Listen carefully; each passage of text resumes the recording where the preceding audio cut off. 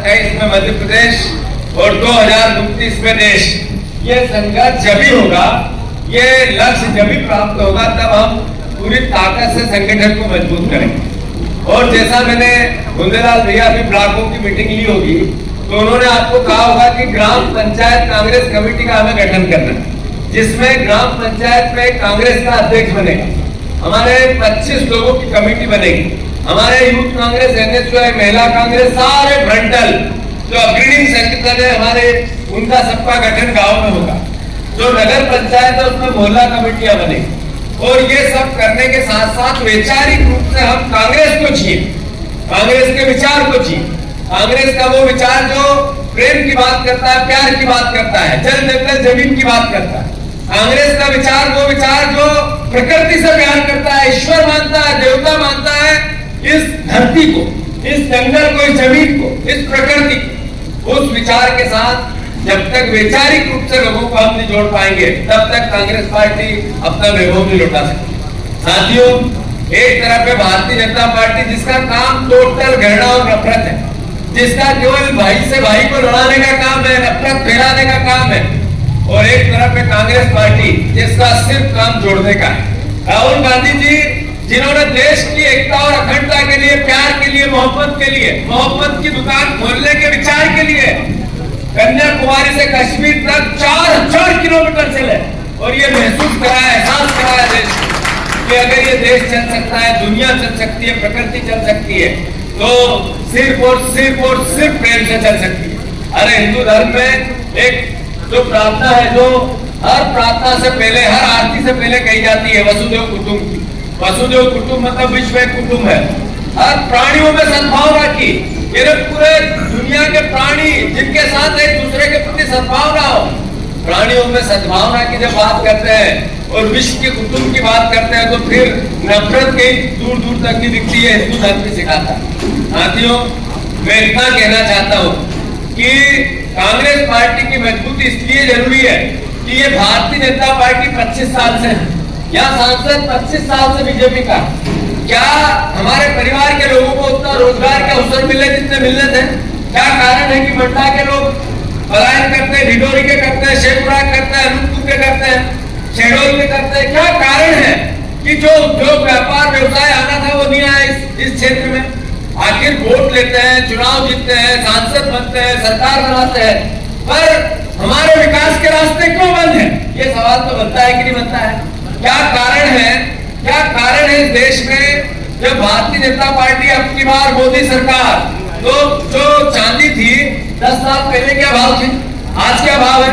जो खाने पीने की चीज थी, जो घर में हम लाते थे, तेल, मीठा तेल, 10 साल पहले क्या था, आज क्या भाव है? जो गैस का सिलेंडर 10 साल पहले क्या था, आज क्या भाव है? जो परिवार के लोग अपना जीवन यापन करने के लिए दर दर इस महंगाई की मार रोज खाते हैं, इससे बदला लेने के लिए कांग्रेस को मजबूत करने की आवश्यकता है। साथियों, अरे इन्होंने कहा था 2700 ग्राम गेहूं के दाम देंगे, 3100 धान के दाम देंगे, 450 का गैस सिलेंडर देंगे, इन्होंने कहा था 6000 सोयाबीन के देंगे, इन्होंने कहा था 3000 बहनों को देंगे। एक काम पूरा नहीं किया, केवल भाषण दिया, झूठ बोले, विज्ञापन दिया। अरे मुख्यमंत्री नए बने, वोट लेने आए थे शिवराज, इनको शिवराज जी को नरेंद्र मोदी जी ने अपने रास्ते से हटाया और नया पर्ची का मुख्यमंत्री लाए। उनका काम क्या है? उनका काम है कर्ज लेना, करप्शन करना और कमीशन से बीजेपी के नेताओं के जेब भरना। अरे अभी सुना आपने भोपाल में किनोआ में 50 किलो सोना मिला, सुना आप लोगों ने? अरे बढ़ा या नहीं बढ़ा? तो ये 50 किलो सोना है इतना कि हर लाडली बहना के कान के कुंडल हो जाए, इतना तो जंगल में पड़ा मिला। 10 करोड़ रुपए कैश मिले, 11 करोड़, 300 करोड़ की संपत्ति मिली। एक आदमी को भी दोषी नहीं, जो नौकर चाकर थे, ड्राइवर थे, उनको दोषी बना रहे, जो मेन मगरमच्छ थे उनको छोड़ रहे हैं। ऐसा प्रदेश है हमारा कि सिर्फ एक नेता अगर ईमानदारी से जांच हो जाए तो जितने मंत्री हैं एक भी रोड पे नहीं रहेगा, सब जेल की सलाखों में होंगे, सब जेल की सलाखों में होंगे। आज से आखिर इस मुसीबत से लड़ने के लिए कांग्रेस को मजबूत होना पड़ेगा कि नहीं होना पड़ेगा? अरे कांग्रेस पार्टी बात करती है संविधान बचाने की। आज अगर ये 4-5 विधायक आपके आदिवासी भाई बैठे हैं, यह सांसद बीजेपी का भी आदिवासी है।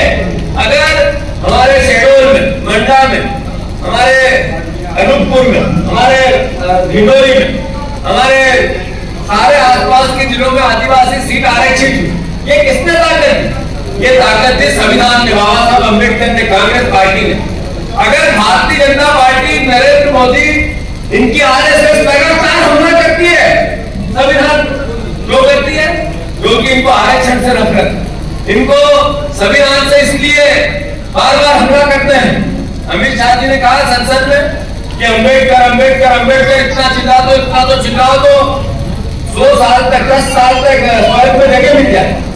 ये अपमान का, आरक्षण का, आदिवासी आरक्षित वर्ग का, संविधान बाबा साहब अम्बेडकर, इस देश का अपमान है। आज ही जब मैं आपसे बात कर रहा हूँ तो भारतीय जनता पार्टी के अध्यक्ष जेपी नड्डा जी, उन्होंने संविधान की किताब बताई संसद में और उसको पास में लाके, पैरों पे पास में लाके रखी, वीडियो मैंने ट्वीट किया। आखिर ये संविधान से इतनी नफरत क्यों करते हैं, क्यों घृणा करते हैं? राहुल गांधी जब किताब संविधान के हाथ में लेते हो, कहते हैं कि इसकी रक्षा कर रहा है, तो देश में अब की बार 400 पार का नारा था नरेंद्र मोदी का, 240 पे आके टिके। संविधान की ताकत नहीं है, ये ताकत थी बाबा साहब अम्बेडकर की उस किताब। मैं आप सबसे आग्रह करता हूँ, संविधान की रक्षा के लिए राहुल गांधी जी जातिगत जनगणना कराना चाहते हैं। जातिगत जनगणना क्या है? ये जातिगत जनगणना, ये जातिगत जनगणना है किस जाति के कितने गरीब हैं और उस गरीब चले गए क्या? आपको भी सबको खूब धन्यवाद। मैंने पहली बार कोई सभा देखी, कोई मीटिंग देखी जिसमें अपने कार्यकर्ताओं नेताओं का तो स्वागत करते हैं, समाजजनों का भी स्वागत करते हैं, बुजुर्गों का भी करते हैं, पर पत्रकार बंधुओं का भी स्वागत लोकतंत्र के चौथे स्तंभ का करते हैं। मैं इसके लिए सारे मंच के परिवार वालों का खूब साधुवाद देता हूँ, खासकर उस्ताद अरकान जी को। और आप सबसे आग्रह करता हूँ कि मंच पे जितने लोग बैठे, मैं नाम लूंगा तो और देर हो जाएगी, सबके लिए जरा जोरदार तालियां बजा दो एक बार। आदरणीय, मैंने अभी पिछली सभा में कहा था जो जिताओ सिकंदर, तो यह 4 सिकंदर हैं। एक है नारायण कट्टा जी, एक है जैन सिंह भैया जिन्होंने अफगन सिंह को क्या कर दिया, मटका नहीं दे दिया, छापे राज्य छापिए। आदरणीय हमारे मुंदेलाल भैया ने कहा कि बहुत मुश्किल से 3 बार विधायक चुना जाता है, बहुत तकलीफ आती है। और आदरणीय आपके अपने, जिन्होंने आपने जिनको पूरी ताकत से हमेशा उनका सम्मान बढ़ाया, और मैं सारे ढिंडोरी के परिवार वालों को खूब साधुवाद देता हूँ, सारे कार्यकर्ताओं को देता हूँ, सारे ब्लॉक अध्यक्षों को, मंडल अध्यक्षों को, सारे हमारी बहनें, महिला कांग्रेस से लेकर NSUI यूथ कांग्रेस, सारे सरपंचगण, सारे गांव से एक चुनिंदा कार्यकर्ता। ओंकार मरकाम को आप लोग जो मदद करते हो, तो ये मदद, इसका नाम पूरे देश में जाता है। ढिंडोरी का नाम राहुल गांधी और दिल्ली भी जानती है, दिल्ली का एक नेता जानता है। जो सबसे बड़ी कमेटी है जिसमें सबको टिकट देते हैं, उस पर आखिरी सिग्नेचर जिसके होते हैं, वो ओंकार मरकाम की कमेटी उसको तय करती है, तब आगे बढ़ते हैं। तो मैं, ओंकार मेरा दोस्त है, भाई है, बहुत पुराना साथी है, हम दोनों यूथ कांग्रेस के जिला अध्यक्ष साथ है, फिर मैं प्रदेश का अध्यक्ष रहा था, हमारे उत्तर जिले के अध्यक्ष रहे यूथ कांग्रेस के, उसके बाद हम मंत्री साथ रहे, विधायक साथ रहे, और आज फिर सब परिवार के लोग मिलकर कांग्रेस के संघर्ष के दौर को, इस नैया को ताकत से खींचने का संघर्ष कर रहे हैं। हम सब साथ हैं, जिला अध्यक्ष भी यहाँ उपस्थित है, हमारे नंदन सिंह जी, हमारे पूर्व विधायक साहब भी हमारे बीच में, सारे मेरे लगभग सबके मुझे जाने का अवसर मिलेगा। मैं सभी परिवार के साथियों से चर्चा करूँगा, संगठन के संघर्ष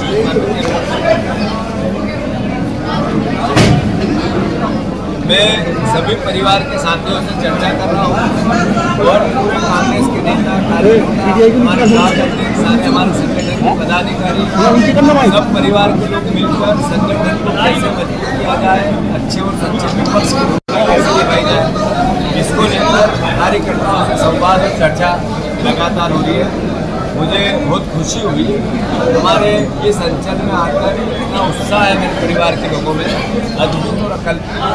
मैं मानता हूँ 1 साल पहले हम जब विधानसभा का चुनाव हारे थे तो उसमें और आज 1 साल बाद अत्यधिक परिवर्तन है।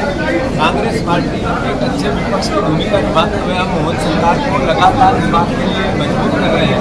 हमने अभी विधानसभा का घेराव किया था, महू में आंदोलन किया था, पूरे जिलेवार आंदोलन किया और आने वाले समय में और करेंगे। उन्होंने जो संकल्प पत्र लिया उसमें धान के दाम 3,000 गेहूँ का 3,000 बहनों को देने की जो बात कही थी उसके लिए जो करप्शन की सरकार है, करप्शन और कमीशन की जो ये सरकार है, जिसने सारे रिकॉर्ड तोड़ दिए इस बात के चोरी क्या होती है, डकैती क्या होती है। सरकार ने आंख मीच ली, नेताओं को छूट दे दी, सारे लोग लूटने में लगे। जो सोना पकड़ा गया, 300 करोड़ की संपत्ति पकड़ी गई, जो सोनम शर्मा सबसे तालाब की छोटी मछली उसी पे आरोपित बनाया जा रहा है। ये सरकार की सोची समझी साजिश के तहत बाकी चीज़ों को रफा दफा करना। एक भी मंत्री इस सरकार का अगर सही तरीके से हर विभाग की जांच हो तो सड़क पर नहीं मिलेगा, जेल की सलाखों में मिलेगा। इस कदर का करप्शन इससे पहले मैंने सुना था, मैं इससे पहले कभी देखा था। अभी मैंने आज मंडला में हमारे विधायक के घर पे जो हमला किया एक एसडीएम ने, हमने उसकी निंदा की, हम कलेक्टर से मिले। एक भी आदिवासी जिले में नल जल जीवन मिशन, एक भी गांव में 100% घरों में नल से पानी नहीं जाता। 65% से ज़्यादा करप्शन हुआ इस योजना में। 65% नल जल योजना में सिर्फ 35% पैसा लगा है, जो पैसा अलाट नहीं, बाकी सब खा गए। एक भी गांव में चुनौती देता हूँ सारे पत्रकारों कि मुझे एक गांव के दर्शन करा दो आप लोग। सरकार तो नहीं करा पाएगी, अभी आप लोग करा दो जिसमें 100% घरों में नल से जल जाता है, एक भी नहीं मिलेगा। जहाँ यहाँ के सांसद हैं उनके गांव में भी 100% घरों में नल से जल नहीं जाता। जो यहाँ मंत्री है मंडला की, उनके गांव में भी 100% नल से जल नहीं जाता। इसका मतलब है कि जो जनप्रतिनिधि है, जब वहाँ यह स्थिति है तो फिर भयावहता क्या होगी।